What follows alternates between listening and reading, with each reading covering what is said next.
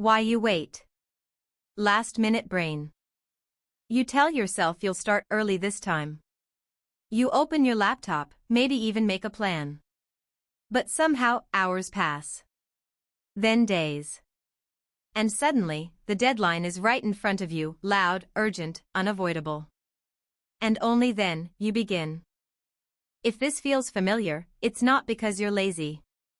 It's because your brain is wired in a way that makes procrastination feel natural, especially until the last minute. Inside your mind, there's a constant battle between two systems. One part of your brain is focused on long-term rewards. It wants you to finish the task early, reduce stress, and feel proud.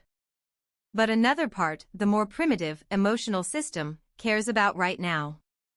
It wants comfort, ease, and immediate pleasure. And here's the problem. The right now system is louder.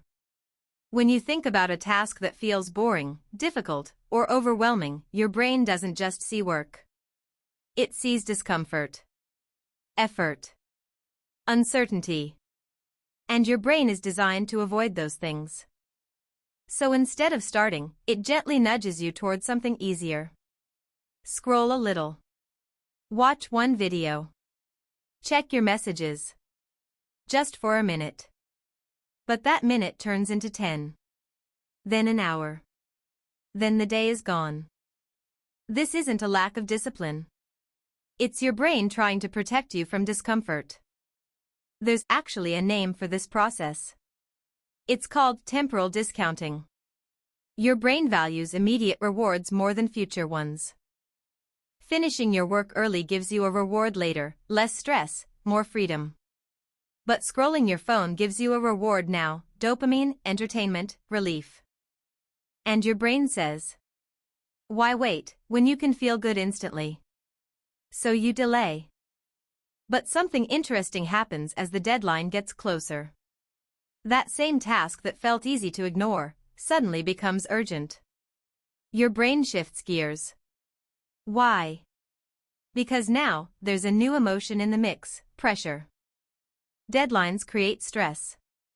And stress activates a different response in your brain, one that's focused, alert, and ready to act. It's like flipping a switch. Suddenly, distractions don't feel as rewarding anymore. Your attention sharpens. Your energy spikes. And you finally start working. This is why many people say, I work better under pressure. But what's really happening isn't better performance. It's forced focus. Your brain waited until the cost of not acting became bigger than the discomfort of starting. So it acts. But there's a hidden cost to this pattern. Every time you procrastinate until the last minute, you reinforce the habit. Your brain learns. Delay now, panic later, finish just in time. And because you still get the task done, your brain thinks, see? This works. So the cycle continues. But over time, this pattern drains you. You trade calm progress for last-minute stress. You replace clarity with chaos. You sacrifice quality for urgency. And worst of all, you start to believe something about yourself that isn't true. You start to think, I'm just a procrastinator. But you're not. You're responding exactly the way your brain has been trained to respond. And the good news is, you can retrain it. The first step is understanding that motivation doesn't come before action. It comes after. Your brain doesn't suddenly feel like doing hard things. It feels good after you start. So instead of waiting for motivation, you lower the barrier to entry. Don't tell yourself, I need to finish this whole project. Tell yourself, I'll just work on this for 5 minutes. 5 minutes feels easy, safe, non-threatening. And once you begin, something shifts.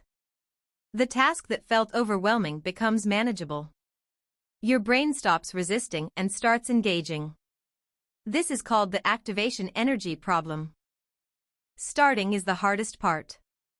Not because the task is impossible, but because your brain is trying to conserve effort. Once you're in motion, it's easier to keep going. Another powerful trick is making the future feel more real. Remember how your brain discounts future rewards?